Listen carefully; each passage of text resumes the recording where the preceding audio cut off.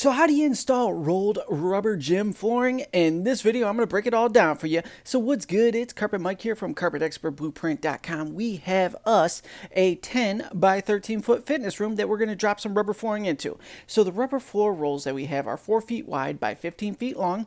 We've seen us sweeping up the area there, getting it all ready and prepped. Now we're going to go ahead and unroll all these shots, get them loose laid and lined up. Now, fortunately, in this scenario, the baseboards are raised up just enough so we can kind of tuck the rubber flooring under it.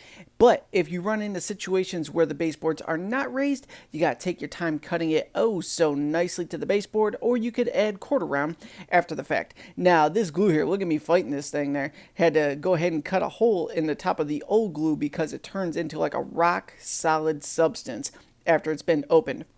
So we're going to go ahead and work that there. And then I just took a hammer and poked a hole in the side of it. So now we're ready to spread.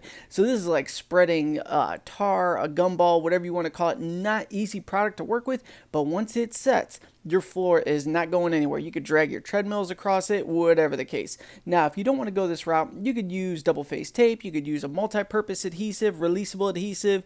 We've used them all. But this is like the permanent go-to using that product there. Now we have our first two shots down. We're going to go ahead and start rough cutting everything in there. Go ahead and make sure our seam is nice and tight. If it's not, you just go ahead and apply a little bubble from the opposite side. Push it into the other piece there, and that'll get everything nice and secured. So let's go ahead and unroll this next shot here. Boom, boom. Now we're going to go ahead and glue the last seam. Same exact scenario, just pour a little bit out. Less is definitely more in the rubber flooring world when it comes to spreading adhesive there.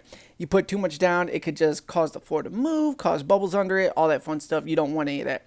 So spread it nice and thin. We're just doing the seams on this one to keep it from splitting. Now we're going to go ahead and slide the piece over, get that last seam lined up, and then here's where we get down to manageable sections. We're going to go ahead and cut it down. Make sure all the extra pieces are out of our way, and then we're going to do the fine-tune trimming. Take your time on this part. You could use a regular carpet knife. Utility blade would be ideal though. It's a little bit beefier, easier to work with. You'll be able to cut into this no problem. And we're just going to work our way around on everything, slowly trimming it down to a manageable size. Once it's down to a manageable size, give it that fine trim in the end there. Making sure it tucks evenly to the baseboard, or you could slide it under the baseboard. And once again, if you go ahead and cut it a little bit short within a 1/4 inch, you could always add a quarter round molding after the fact to give it a beautiful finish, and you will be good to go. But that's all there is to this. Now, rubber gym flooring, shockingly, the prices are all over the place depending upon where you're shopping, but you could expect to pay anywhere from $2.50 a square foot to $6 a square foot for the material, even more in all reality, but that's kind of the window you'll be in.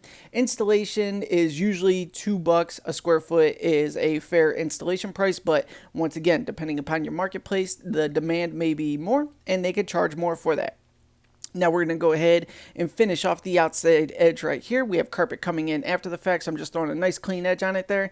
And then the carpet installer will be able to go ahead and tie the carpet up to the new floor, either with a T-molding or doing a turn and tack installation up to it with a piece of tack strip butting in place. And bam, that is the final product there. So if you got any questions about the flooring industry, go ahead and throw those down below. I will try and create follow-up videos answering your questions for you. Thank you so much, and I'll see you on the next video.